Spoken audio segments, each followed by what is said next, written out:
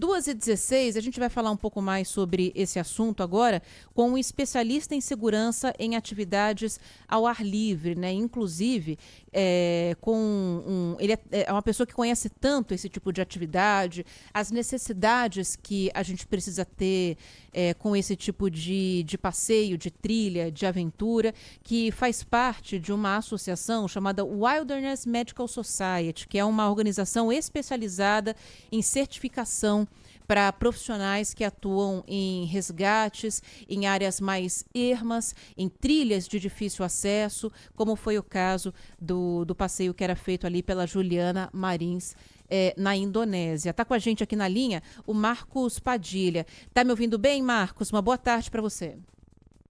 Boa tarde, Ana Paula. Tudo certo. Ô Marcos, eu sei que você vem acompanhando esse caso pela mídia, né? E também é especialista nesse tipo de resgate, já acompanhou outros casos que não tiveram a mesma repercussão, mas que também exigem um trabalho de resgate muito rápido e ao mesmo tempo muito complexo. Primeira coisa que eu queria é que você fizesse uma análise do que você consegue enxergar até agora desse caso especificamente que aconteceu com a Juliana, infelizmente. Ok, Ana Paula, boa tarde a você, a todos que nos ouvem na Rádio Bandeirantes. O que a gente tem acompanhado pela mídia e pelas redes sociais, no caso da Juliana, ela foi fazer uma trilha na ilha de Lombok, né, no Monte Rinjani, na Indonésia, um vulcão ativo de 3.726 metros de altitude, né? Como você vinha falando, acredito, com a pessoa anterior aí na entrevista, são locais que requerem a presença de um guia especializado para estar conduzindo pessoas para essas atividades. É muito importante que as pessoas entendam isso. Quando você vai para lugares onde você não conhece e você não tem conhecimento técnico, né, você não domina as técnicas de atividades ao ar livre, é importante você procurar empresas especializadas para fazer esse tipo de atividade. Infelizmente, foi uma fatalidade o que aconteceu aí com a Juliana, mas pelo que a gente tem visto nas redes sociais e nas notícias que a gente acompanha na mídia, parece que aconteceram alguns erros. De que tipo de erro que a gente está falando, por exemplo? Uma das coisas que a gente tem nos chamado a atenção é essa coisa do guia ter deixado a Juliana para trás por ela estar cansada, né? Guias experientes jamais vão deixar os seus clientes para trás. Nas informações que eu tenho visto pela internet, parece que eram 6 pessoas com 2 guias, né? 6 pessoas com 2 guias. Então teria como continuar o passeio, vamos dizer assim, e um guia ter ficado junto com a Juliana o tempo todo. O que as normas preconizam, a gente tem no Brasil algumas normas voltadas para o turismo de aventura, que são preconizadas um guia para cada 5 ou 6 pessoas, de acordo com a atividade que está sendo desenvolvida. Um guia a cada 4 ou 5 pessoas, esse grupo tinha 6, né? Então, era um grupo que, de alguma maneira, estava até que fácil, ele estava dentro do controle, né? Do guia ou de 2 guias que estivessem com esse grupo. Grupos muito grandes. É uma coisa que a gente deve evitar, dependendo do tipo de passeio, Marcos?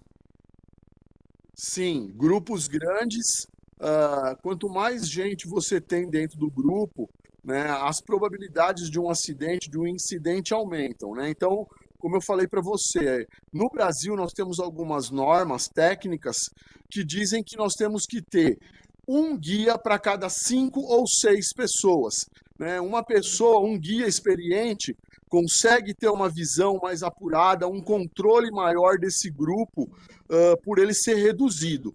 Quando você tem muitas pessoas num grupo, em atividades ao ar livre, né, o guia acaba perdendo o controle. Você não consegue dar uma atenção adequada para todas essas pessoas, né? A gente costuma dizer que a função do guia é levar as pessoas com segurança, trazer essas pessoas de volta com segurança e proporcionar uma experiência bacana, né? Proporcionar uma experiência para as pessoas que estão indo, que estão buscando essa atividade na natureza. Claro. Agora, A gente como turista aqui, trazendo para o outro lado, que está em busca de fazer um passeio como esse, não imagino que deve ser a primeira trilha de alguém que busca, né, fazer esse tipo de passeio. Geralmente são pessoas que já fizeram algum outro tipo de trilha, que já tiveram alguma experiência e aí vão subindo de escala, de grau, de dificuldade para esse tipo de passeio. Como que a gente consegue fazer, Marcos? Tem alguma maneira da gente pesquisar essas empresas? Qual que é a recomendação que você dá para quem está em busca de fazer esse tipo de passeio, para tentar evitar cair na mão de grupos que não são autorizados, de guias que não são experientes, tentar minimizar, né, os riscos de um acidente como esse? Ana Paula, hoje a gente tem a facilidade das redes sociais, a gente tem a internet. Eu costumo dizer sempre nos meus treinamentos para os meus alunos que hoje, com o celular na mão, você tem o mundo nas mãos, né? Você consegue procurar informações de qualquer lugar, seja no Brasil, seja aí na Indonésia. Nessa trilha que a Juliana foi fazer, você consegue procurar agências, procurar guias, procurar informações sobre o parque onde está acontecendo isso, se existem recursos próximos, quem são essas agências que levam essas pessoas. Essas agências têm certificações, esses guias estão preparados, eles têm treinamentos específicos para realizar essas atividades, esses guias levam consigo equipamentos de primeiros socorros, eles estão treinados dentro das normas internacionais. Então, hoje, o que a gente preconiza para os clientes é isso: procurar empresas que já estejam consolidadas no mercado. Quem é a pessoa que vai me levar? Qual é a experiência que essa pessoa tem? Há quanto tempo essa pessoa é guia? Ele possui as certificações necessárias para guiar pessoas?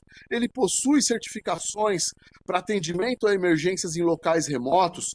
Essas agências, esses guias, eles utilizam os equipamentos necessários para a realização da atividade? Eles têm um plano de emergência no caso de uma situação de emergência? Dependendo do tipo de atividade que eles estão realizando, eles possuem rádios comunicadores, eles possuem equipamentos de localização via satélite, né? Que hoje é muito comum para pessoas que praticam atividades ao ar livre, né? Os localizadores satelitais. Então, é procurar o máximo de informação possível de quem é a pessoa que eu estou contratando. Entendi. Agora, ô Marcos, uma coisa que a gente tem que conversar também é sobre o tempo que levou para que esse resgate de fato se iniciasse, né? A gente está falando de uma jovem que ficou 4 dias esperando para ser resgatada. Geralmente esse tipo de trilha é exigido que as pessoas levem água, levem alimentos, levem lanche, às vezes gel de proteína, enfim. Tem que carregar uma série de itens ali para o caso de demorar um pouco mais, um pouco menos, sentir uma fome e passar mal no meio do caminho, você tem que carregar tudo isso. Mas é impossível que ela tivesse ali suprimento para 4 dias para ficar nesse aguardo. A gente nem sabe qual foi ainda o motivo da morte dela, né? Mas a gente sabe que o acesso à água, a alimentos, a temperatura estava muito baixa, então as condições estavam realmente muito, muito ruins para ela. O trabalho de resgate, o tempo que levou para que te conseguissem alcançar de fato a Juliana, isso foi fundamental. Seria fundamental ter acontecido mais rápido para que ela pudesse ter saído com vida. Numa condição dessas, qual que é o tempo ideal que deveria ter sido levado, Marcos, para que esse resgate fosse organizado e executado?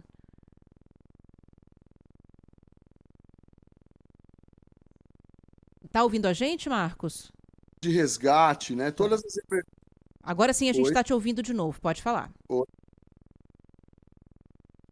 Todas as operações de resgate em ambientes naturais, elas têm algumas características que são muito diferentes dos resgates nas cidades, vamos dizer assim, né? A primeira coisa, um dos grandes vilões nos resgates em locais remotos são o tempo e a distância para as equipes especializadas chegarem no local, né? Então, isso é um grande agravante que está relacionado ao tempo que a equipe de resgate profissional demorou para chegar no local. Aí, voltando àquilo que eu comentei anteriormente, Ana Paula, falando sobre o planejamento de uma empresa ou de um guia especializado, é como eu falei, se você tem equipamentos de comunicação, se você tem localizadores satelitais, se você tem todo um plano de contingência para uma situação de emergência, né, você vai conseguir avisar as autoridades com mais rapidez, né? As autoridades vão ser avisadas com mais rapidez.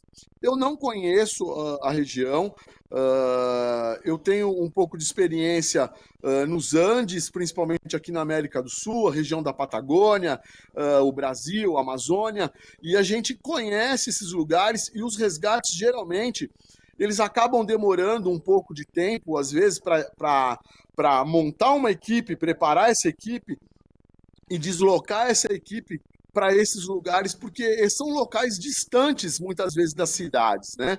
Então, a gente tem que entender também algumas características da região, né? Como que estava o clima? É possível um helicóptero levar uma equipe de resgate para um ponto mais próximo? O que a gente tem acompanhado nas redes sociais é que o clima na região ele é muito instável, né? Nós estamos falando de um vulcão ativo de 3.726 metros de altitude. Então, não é uma operação muito simples, né? Você comentou um pouco antes, falando a respeito de água, alimento, gel de proteína e outras coisas. Quando você compra um passeio como esse, você contrata um guia ou uma agência, você tem que ser orientado de tudo isso, né? Então, existem agências que fornecem tudo isso e existem agências que vão pedir que você leve todos esses itens na sua mochila, como agasalhos e outras coisas, tá? Pelo que eu vi nas redes sociais também, o acidente parece que ele aconteceu por volta das 19 horas, né? O que a gente está acompanhando pelas redes sociais, como eu te falei, pelo noticiário, é que as temperaturas também às vezes acabam sendo muito baixas. E voltando à situação da equipe de resgate, do tempo que essa equipe demorou para chegar no local, a gente tem que entender também o seguinte: aonde estava o resgate profissional mais próximo do local do evento, né? Então, qual a distância? Qual era a cidade mais próxima? Essa cidade possui equipes especializadas? O próprio parque possui uma equipe especializada de resgate para fazer um atendimento numa situação de emergência? As imagens que a gente viu, principalmente pela internet, né, ela caiu num local de difícil acesso, no qual você precisa utilizar equipamentos específicos, técnicas verticais, para você acessar a vítima, né? A gente tem uma regra que a gente utiliza, que é localizar, né, acessar e resgatar. Então, eu tenho que localizar onde essa pessoa está, acessar onde está essa vítima, e aí, daí sim, proceder o resgate dessa pessoa. Então, isso é uma regra que a gente segue nos resgates em locais remotos. É isso. E o tempo para resgatar a vítima, tudo isso interfere demais para que esse resgate tenha sucesso. Infelizmente, não foi o que aconteceu com a Juliana. Marcos Padilha, especialista em segurança em atividades ao ar livre, muito obrigada pelo seu tempo, pela sua conversa aqui com o ouvinte da Rádio Bandeirantes para a gente falar sobre esse caso tão triste, né, que aconteceu com a Juliana na Indonésia. Um bom trabalho para você e, novamente, obrigada. Eu que agradeço, Ana Paula. Uma boa tarde a você e a todos os ouvintes da Rádio Bandeirantes.